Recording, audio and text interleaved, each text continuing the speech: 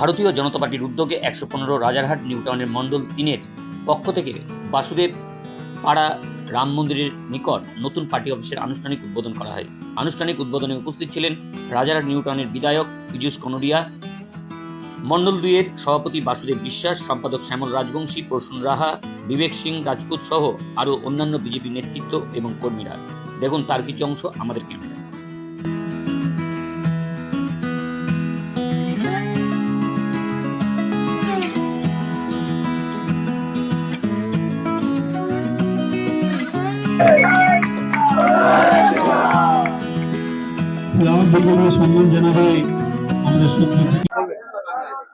প্রতিটা এলাকায় প্রতিটা মানুষ ভারতীয় জনতা পার্টির পক্ষের দিকে তাকিয়ে রয়েছে।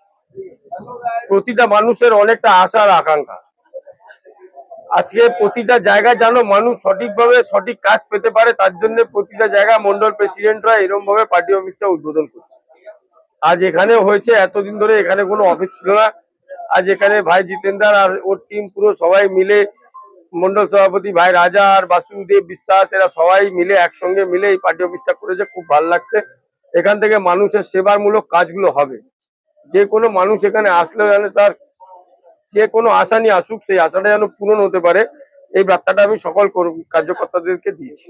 দেখুন, উদ্দেশ্যটা আমাদের একটাই আছে। আগে আমাদের এখানে কোনো বিজেপি কার্যালয় ছিল না।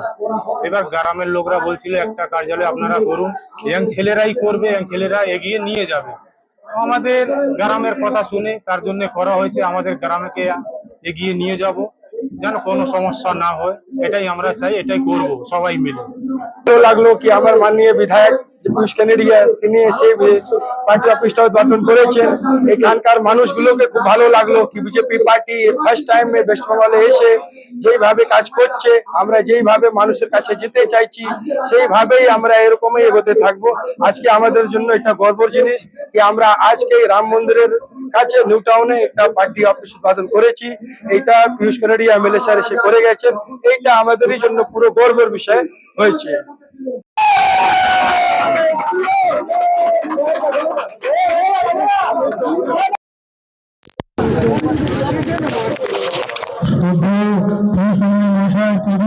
আমাদের অনুষ্ঠানের সাথে করছে, সবাই একটা জোরে হাততালি।